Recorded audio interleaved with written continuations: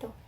Bagi anak-anak, alangkah baiknya untuk mengawali pembelajaran hari ini, kita berdoa terlebih dahulu. Siapa yang menjadi ketua kelas di kelas ini? Oke, Farhan, untuk memimpin doa.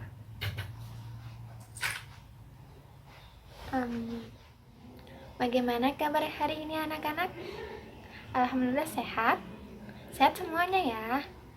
Oke, sekarang Ibu akan mengabsen terlebih dahulu untuk memulai pembelajaran. Nah, adakah yang tidak berangkat? Berangkat semuanya? Apakah Hanifah sudah berangkat? Sehat? Alhamdulillah berangkat semuanya ya. Oke, untuk memulai pembelajaran hari ini, kita harus semangat dan ceria karena matematika itu asyik dan menyenangkan. Seperti yang sudah dijelaskan pada pembahasan sebelumnya, hari ini kita akan mempelajari materi tentang perpangkatan dan bentuk akar. Sebelumnya, kita akan mengetahui kompetensi dasar dari materi tersebut. Nah, yang pertama yaitu 3.1, menjelaskan dan melakukan operasi berpangkat, bilangan rasional, dan bentuk akar. 4.1, yaitu menyelesaikan masalah yang berkaitan dengan sifat-sifat operasi bilangan berpangkat, bilangan bulat, dan bentuk akar. Lalu, kita harus mengetahui tujuan pembelajaran yang akan dicapai oleh siswa. Nah, yang pertama, siswa dapat memahami dan mendeskripsikan konsep perpangkatan dan bentuk akar. Lalu yang kedua, siswa dapat menentukan hasil dari operasi bilangan berpangkat, bilangan rasional, dan bentuk akar, serta sifat-sifatnya. Lalu yang ketiga, siswa dapat menyelesaikan masalah sehari-hari yang berkaitan dengan sifat-sifat operasi bilangan berpangkat, bilangan bulat, dan bentuk akar. Nah, apakah ada yang tahu apa itu perpangkatan? Jadi, kita akan melihat gambar-gambar persegi dari pola tersebut. Nah, yang pertama itu ada persegi dengan berjumlah 1. Nah, lalu yang pola kedua itu ada berapa? Betul, 4. Lalu pola yang ketiga, perseginya ada berapa? 9. Lalu yang keempat, ayo dihitung. Ada 16. Nah, jadi polanya itu ada 1, 4, 9, 16. Itu merupakan bilangan geometri. Ya, betul. Nah, bilangan-bilangan tersebut merupakan bilangan kuadrat sempurna. Apa itu bilangan kuadrat sempurna? Jadi bilangan itu merupakan bilangan yang merupakan hasil kali dari suatu bilangan dengan dirinya sendiri. Nah, contohnya, tadi kan ada persegi yang hasilnya itu berjumlah 16. Jadi 16 itu merupakan poin-poin dari 4 dikali 4. Jadi 16 merupakan dari hasil 4 kali 4, yaitu perkalian hasil kali dari bilangan itu sendiri. Jadi sama dengan 4 pangkat 2. Nah, 4 sendiri itu merupakan bilangan pokok atau basis, sedangkan 2-nya itu merupakan eksponen atau pangkat. Lalu, jadi apa itu perpangkatan? Adakah yang tahu? Nah, jadi perpangkatan itu merupakan perkalian berulang dari suatu bilangan yang sama. Jadi itu perkaliannya berulang. Bilangannya tuh berulang dari bilangan yang sama. Jadi bentuk umum perpangkatan yaitu A pangkat N sama dengan A dikali A dikali A sampai dengan A. Nah, A-nya itu sebanyak N faktor. Nah, N-nya itu merupakan bilangan bulat positif. Nah, kita kasih contoh bahwa 4 pangkat 2 merupakan yang dijelaskan sebelumnya itu 16 kan. 16, namun jika dijabarkan menjadi 4 dikali 4. Jadi 4 pangkat 2 itu merupakan perpangkatan. Nah, 2-nya itu merupakan pangkat atau eksponen. Nah, bagaimana cara mengubah bentuk pangkat menjadi perkalian berulang? Nah, ada contoh negatif 5 pangkat 3. Jadi, untuk menyelesaikan permasalahan ini, negatif 5 itu harus dikalikan secara berulang, yaitu sampai 3 kali. Yaitu negatif 5 dikali negatif 5 dikali negatif 5 itu hasilnya negatif 125. Bagaimana jika negatifnya itu di luar kurung? Jadi ada contoh negatif kurung buka setengah pangkat 2. Nah, untuk menyelesaikan permasalahan ini, jadi negatifnya itu harus di luar kurung. Jadi negatif kurung buka setengah dikalikan berulang sebanyak 2 kali karena pangkatnya itu ada 2. Nah, jadi negatif kurung buka setengah dikali setengah. Nah, jadi hasilnya itu negatif 1/4. Bagaimana jika sebaliknya, yaitu cara mengubah bentuk perkalian berulang menjadi bentuk pangkat. Ada contoh, yaitu 2 dikali 2 dikali 2 dikali 2 dikali 2, itu berapakah bentuk pangkatnya? Nah, bilangan pokoknya itu 2 dan faktornya itu terdapat 5. Maka 2 dikali 2 dikali 2 dikali 2 dikali 2 yaitu 2 pangkat 5. Karena faktornya itu ada 5, jadi pangkatnya itu terdapat 5. Nah, selanjutnya kita akan mempelajari tentang pangkat 0 dan pangkat negatif. Apa itu pangkat 0? Jadi perhatikan terlebih dahulu pola berikut. 2 pangkat 3 itu sama dengan 8, 2 pangkat 2 sama dengan 4, dan 2 pangkat 1 sama dengan 2. Jadi berapakah 2 pangkat 0? Nah, untuk mengetahui 2 pangkat 0, kita perhatikan pola tersebut. Jadi, untuk bagian ruas yang sebelah kiri, itu pangkatnya dikurangi 1. Nah, untuk yang ruas sebelah kanan, itu selalu dibagi 2. Jadi, 2 pangkat 0 itu pangkat dari yang sebelumnya itu dikurangi 1. Nah, hasilnya itu yang terakhir itu kan 2. Jadi 2 dibagi 2 sama dengan 1. Jadi 2 pangkat 0 sama dengan 1. Nah, untuk bentuk dari pangkat 0, yaitu bentuk umumnya itu A pangkat 0 sama dengan 1. Jadi, jika A-nya itu tidak 0, maka hasilnya akan sama dengan 1. Contohnya, jika 5 pangkat 0, maka hasilnya pun 1. Nah, pembahasan selanjutnya yaitu pangkat negatif. Nah, perhatikan pola berikut. Jadi, 10 pangkat 2 sama dengan 100, 10 pangkat 1 sama dengan 10, 10 pangkat 0 sama dengan 1, seperti penjelasan sebelumnya itu pangkat 0. Nah, berapakah 10 pangkat min 1 dan 10 pangkat min 2? Untuk penjelasan seperti ini, jadi dilihat dari pola tersebut bahwa dilihat dari ruas sebelah kiri itu pangkatnya dikurangi 1. Nah, untuk ruas yang sebelah kanan itu bilangannya itu dibagi 10. Jadi untuk yang terakhir kan 10 pangkat 0 sama dengan 1. Nah, untuk 10 pangkat min 1 jadi dibagi 10. Jadi 1/10. Nah, untuk pangkat yang 10 pangkat min 2 itu dibagi 10. Nah, yang terakhir itu kan 10 pangkat 1 kan 1/10. Jadi kalau semisal 10 pangkat min 2 jadi 1/100. Nah, bentuk umum dari pangkat negatif itu A pangkat min N sama dengan 1/A pangkat N, atau 1/A pangkat min N sama dengan A pangkat N. Selanjutnya, kita akan menjelaskan mengenai operasi bilangan berpangkat. Nah, ada yang tahu operasi bilangan itu apa aja? Nah, ada 4 loh. Tahu kan? Nah, yang pertama itu penjumlahan, pengurangan, perkalian, dan pembagian. Namun pada operasi bilangan berpangkat ini, kita fokuskan pada perkalian pembagian. Namun dalam perkalian dan pembagian, tentu ada operasi yang mendukung, yaitu penjumlahan dan pengurangan. Jadi, untuk perkalian, jadi hasil kali dari perpangkat, yaitu perpangkatan. Nah, kita lihat dari tabel berikut. Nah, hasil kali bilangan 4 dikali 2 sama dengan 8. Nah, untuk 4 dikali 8 sama dengan 32. Jadi hasil kali eksponennya atau hasil kali pangkatnya itu, nah 4 dikali 2 sama dengan 8. Jadi 4 untuk bentuk pangkatnya itu 2 pangkat 2. Nah, untuk 2 itu bentuk pangkatnya itu 2 pangkat 1.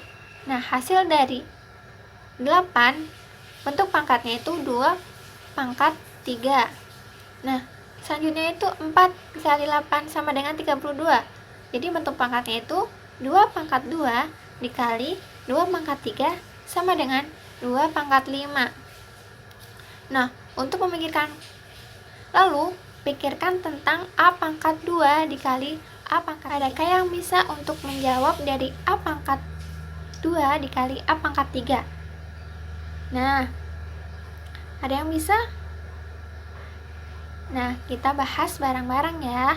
Nah, jadi A pangkat 2 dikali A pangkat 3, kita lihat dari tabel sebelumnya. Kita bisa melihat dari tabel sebelumnya, pembahasan tabel sebelumnya.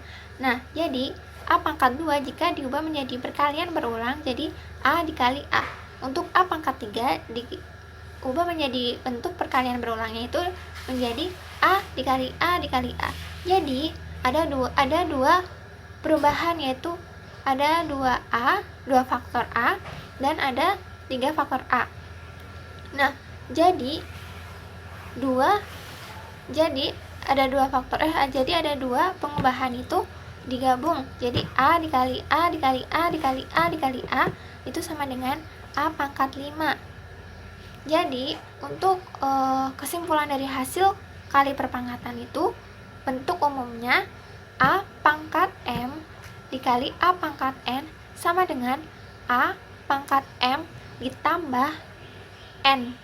Jadi, untuk faktor-faktornya yang ditambah.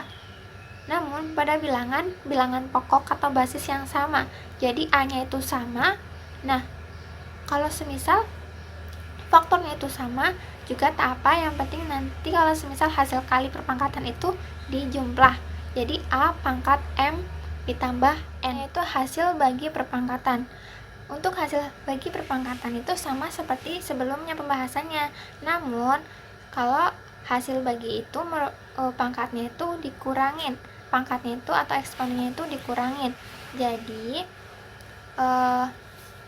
untuk bilangan pokoknya itu masih sama, A sama. Jadi, kalau semisal faktornya itu beda, namun M-nya itu lebih condong lebih besar. Jadi M lebih besar dari N. Nah, bentuk umum dari hasil bagi perpangkatan itu A pangkat M dibagi A pangkat N. Nah, sama dengan A pangkat M dikurangi N. Selanjutnya yaitu penjelasan mengenai pangkat eksponen. Untuk pangkat eksponen, kita lihat terlebih dahulu tabel berikut. Nah, untuk pangkat bilangan, contoh yang pertama itu 4 pangkat 3 yang hasilnya itu 64. Untuk pangkat eksponennya, kita ubah terlebih dahulu 4 menjadi bentuk pangkat. Nah, bentuk pangkat dari 4 yaitu 2 pangkat 2, lalu dikali 3. Nah, kita rubah dari 2 pangkat 2 dikali 3 itu menjadi perkalian berulang. Kan faktornya ada 3, jadi 2 pangkat 2 dikali sampai ada 3. Jadi 2 pangkat 2 dikali 2 pangkat 2 dikali 2 pangkat 2, hasilnya tuh 2 pangkat 2 dikali 3. Jadi itu 2 dari bilangan yang sebelumnya itu dari bilangan 4, lalu faktornya itu ada 3, jadi 2 pangkat 2 dikali 3 sama dengan 2 pangkat 6. Nah, kita dapat lihat dari kesimpulan tersebut bahwa pangkat eksponen bentuknya itu A pangkat M lalu dikurung pangkat N dikali pangkat N. Nah, sama dengan A pangkat M dikali N, yaitu pangkatnya yang dikali. Pembahasan selanjutnya yaitu mengenai bentuk akar. Apa yang kalian ketahui mengenai bentuk akar? Nah, di sini ada contoh permasalahan untuk mengetahui bagaimana konsep bentuk akar. Nah, jika diketahui luas sapu tangan yang berbentuk persegi, yaitu luasnya 900 cm persegi, berapakah panjang sisi dari sapu tangan tersebut? Nah, penyelesaiannya itu, misalkan panjang sisinya itu N cm. Masih ingatkah apa itu luas dari persegi? Ya, betul. Nah, luas persegi yaitu sisi dikali sisi. Nah, karena panjang sisinya itu sama dengan N, maka N dikali N sama dengan 900. Karena 900 itu yang diketahui luas persegi. Dalam hal ini, maka N-nya itu sama dengan 30. Kenapa bisa 30? Karena 30 dikali 30 sama dengan 900, atau 30 pangkat 2 sama dengan 900. Untuk menentukan N sama dengan 30, berarti melakukan penarikan akar dari 900. Nah, dan ditulis sebagai akar 900 sama dengan 30. Jadi, nilai dari panjang sisi suatu dari luas sapu tangan adalah 30 cm. Sudahkah kalian mengetahui apa itu bentuk akar? Jika belum, nah, mari kita bahas bersama-sama. Untuk tanda akarnya itu bisa kita lihat bahwa tanda akarnya itu seperti itu. Dan bagaimana pengertian dari bentuk akar? Bentuk akar adalah akar dari bilangan-bilangan yang hasilnya itu bukan termasuk bilangan rasional. Kalian sudah mengetahui kan apa itu bilangan rasional dan irasional? Nah, kita bahas lagi ya agar kita lebih mengingat apa itu bilangan rasional dan irasional. Karena dalam bentuk mempelajari bentuk akar, kita harus mengetahui apa itu bilangan rasional dan irasional. Nah, untuk bilangan rasional yaitu bilangan yang dapat dinyatakan dalam suatu bilangan perbandingan, yaitu A per B. Sedangkan bilangan irasional yaitu bilangan yang tidak dapat dinyatakan dalam perbandingan A dan B. Untuk contoh dari bilangan rasional yaitu akar 4 yang dapat menghasilkan angka 2, terus 1 per 2, ataupun yang lain. Dan contoh dari bilangan irasional yaitu dari nilai pi yaitu sama dengan 3,14 dan seterusnya. Untuk nilai eksponen atau E sama dengan 2,178 dan seterusnya. Dan untuk nilai dari akar 2, akar 3, akar 5, dan akar 7 dan sebagainya masih banyak yang merupakan dari contoh-contoh bilangan rasional dan irasional. Perlu diketahui bahwa bilangan irasional umumnya terdapat pada bilangan bentuk akar. Namun, bentuk akar belum tentu merupakan bilangan irasional. Dalam bentuk akar itu ada dua, yaitu dalam akar kuadrat. Akar kuadrat itu merupakan akar yang secara umumnya itu akar kuadrat. Jadi simbol akar itu disebut tanda akar yang digunakan untuk menyimbolkan akar pangkat 2. Contohnya itu akar 36. Nah, jika 36 itu diubah menjadi bentuk pangkat, maka 6 pangkat 2. Maka dari itu merupakan akar kuadrat. Jadi akar dari 36 sama dengan 6. Nah, apabila sebelum dari akar itu terdapat negatif, maka di akar kuadratkan dulu baru masih merupakan dari negatif. Contoh negatif akar 36, maka hasilnya itu negatif 6. Nah, apabila bagaimana jika akar pangkat n? Nah, bentuk umum dari akar pangkat n sama dengan yaitu akar pangkat n dari a pangkat m. Nah, contohnya bisa kita lihat bahwa akar pangkat 3 dari 8 sama dengan 2. Kenapa bisa hasilnya itu 2? Karena 8 itu jika diubah menjadi bentuk pangkat itu 2 pangkat 3. Nah, 2 pangkat 3, 3-nya itu merupakan dapat jadikan akar pangkat 3. Jadi 2 hasilnya yang merupakan 2 pangkat 3 dari 8. Jadi hasilnya 2. Nah, selanjutnya kita akan membahas mengenai sifat-sifat dari bentuk akar. Nah, kita akan menjelaskan satu persatu dari sifat-sifat bentuk akar. Yang pertama, akar pangkat n dari a dikali b. Maka untuk sifatnya itu dapat dipisah jadi akar pangkat n dari a dikali akar pangkat n dari b. Nah, untuk contohnya bisa kita lihat bahwa akar 4 dikali 9 sama dengan dapat dipisah yaitu akar 4 dikali akar 9. Nah, akar dari 4 itu sama dengan 2 dan akar dari 9 itu sama dengan 3. Jadi 2 dikali 3 sama dengan 6. Nah, untuk sifat yang kedua yaitu akar pangkat n dari a dibagi b. Nah, dapat dijabarkan untuk sifatnya itu sama dengan akar pangkat n dari a dibagi akar pangkat n dari b. Nah, b-nya itu merupakan dapat disyaratkan yaitu b tidak sama dengan 0. Nah, untuk contohnya itu akar 16 dibagi 4 sama dengan akar dari 16 yaitu 4 dibagi akar dari 4 itu sama dengan 2. Jadi 4 dibagi 2 sama dengan 2. Nah, untuk sifat yang ketiga yaitu akar pangkat m dari akar pangkat n dari A sama dengan akar pangkat M dikali N dari A. Nah, untuk pangkat dari akar-akar itu sendiri, itu dikalikan. Nah, untuk contohnya itu akar pangkat 2 dari akar pangkat 2 dari 16. Nah, jadi akar dari pangkat-pangkat itu sendiri kan 2 sama 2. Jadi dikalikan 2 kali 2. Nah, jadi akar pangkat 4 dari 16. Nah, jadi hasilnya itu 2. Karena jika 16 diubah menjadi bentuk pangkat, maka 2 pangkat 2. Jadi 4 bagi 4 itu 1, jadi hasilnya itu 2 dari 2 itu sendiri. Nah, untuk sifat yang keempat yaitu akar pangkat M dari A pangkat N, yaitu bisa kita lihat bahwa N-nya itu hanya dijadikan sebagai pangkat. Nah, jadi akar pangkat M dari A, nah itu jadi pangkat N. N-nya itu dikeluarkan jadi N.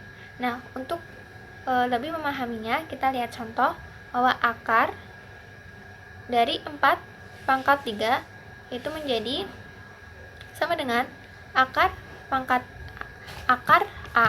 dari 4 terus dipangkatkan 3. Nah, sama dengan akar dari 4 kan 2 hasilnya. Jadi 2 pangkat 3 sama dengan 8. Lalu bagaimana cara merasionalkan penyebut bentuk akar? Nah, bisa kita lihat dari contoh-contoh berikut. Rasionalkan bentuk akar 1 per akar 3. Nah, kita dapat menyelesaikannya dengan mengalihkan akar sekawan dari penyebutnya. Jadi 1 per akar 3 sama dengan 1 per akar 3 dikali akar 3 per akar 3. Nah, akar 3-nya itu merupakan akar sekawan dari penyebut dari 1 per akar 3. Nah, hasilnya itu sama dengan akar 3 per 3 atau bisa juga 1 per 3 akar 3. Untuk lebih memahami dalam merasionalkan penyebut bentuk akar, ada contoh yang kedua yaitu sederhanakan dari 2 per 2 min akar 3. Nah, untuk penyelesaiannya itu kita dapat mengalihkan akar sekawan dari penyebutnya. Nah, penyebutnya ini dalam mengalihkannya itu harus tandanya itu harus berlawanan arah. Nah, jadi 2 per 2 min akar 3 sama dengan 2 per 2 min akar 3 dikali 2 plus akar 3 per 2 plus akar 3. Nah, jadi kan sudah dikalikan akar sekawannya dan berlawanan arah. Nah, hasilnya itu dihitung sampai akhir sampai sesederhana mungkin, dan hasilnya itu sama dengan 4 plus 2 akar 3. Nah, perlu diketahui bahwa untuk bentuk A akar B plus C akar D dan A akar B min C akar D itu saling konjungsi, yaitu saling berhubungan satu sama lain, karena hasil kali keduanya itu merupakan bilangan rasional. Untuk pola A plus B dikali A min B itu sama dengan A kuadrat min B kuadrat. Nah, bagaimanakah cara mengubah bentuk akar ke dalam bentuk pangkat? Nah, ini akan menjadi pangkat pecahan. Nah, bentuk umumnya itu akar A sama dengan akar pangkat 1 per 2. Nah, untuk menjadi dalam bentuk pangkat dari pangkat N-nya, itu bentuk umumnya akar pangkat N dari A pangkat M. Nah, jadi sama dengan A pangkat M per N. Untuk selanjutnya yaitu contoh dari konsep pangkat pecahan. Nah, contohnya itu akar dari 3 pangkat 4 sama dengan, nah, jadi dilihat dari konsep sebelumnya itu, jadi sama dengan 3 pangkat 4 per 2. Jadi sama dengan 3 pangkat 2. Nah, dijadikan perkalian berulang, jadi 3 dikali 3 sama dengan 9. Nah, untuk contoh yang kedua itu akar pangkat 3 dari 9 pangkat 6. Nah, dari konsep berikut, jadi dari konsep sebelumnya itu sama dengan 9 pangkat 6 per 3 sama dengan 9 pangkat 2. Jika 9-nya itu dijadikan bentuk pangkat, jadi 3 pangkat 2. Nah, dari sifat-sifat operasi dari perpangkatan itu 3 pangkat 2, jadi pangkatnya itu dikalikan 2 dikali 2, jadi 3 pangkat 4. Nah, untuk jadikan perkalian berulang sama dengan 3 kali 3 kali 3 kali 3 sama dengan 81. Selanjutnya yaitu konsep permasalahan perpangkatan dan bentuk akar dalam kehidupan sehari-hari. Ini merupakan contoh dari konsep permasalahan dari perpangkatan dan bentuk akar yang saling berhubungan. Nah, contohnya itu diketahui luas persegi yang sama dengan luas persegi panjang yang berukuran 25 cm dikali 16 cm. Nah, tentukan panjang sisi persegi tersebut. Nah, adakah yang tahu luas dari persegi dan luas dari persegi panjang? Nah, betul. Luas persegi itu sisi kali sisi atau S kuadrat. Nah, kalau misal luas persegi panjang itu panjang kali lebar.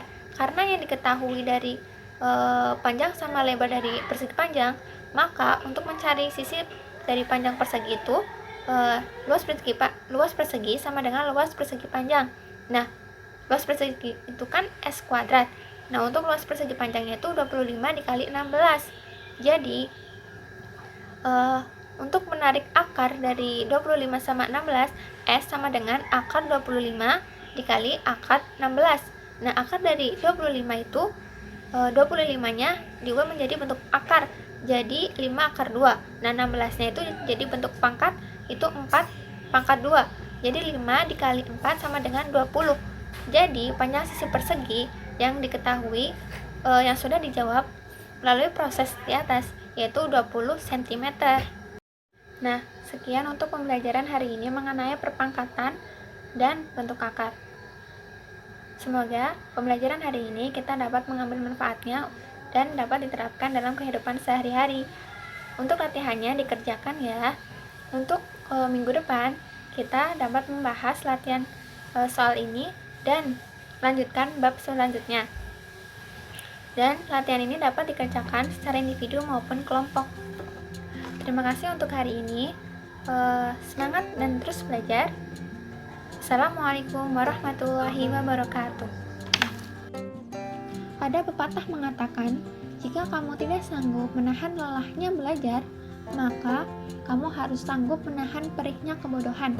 Ungkapan dari Imam Syafi'i.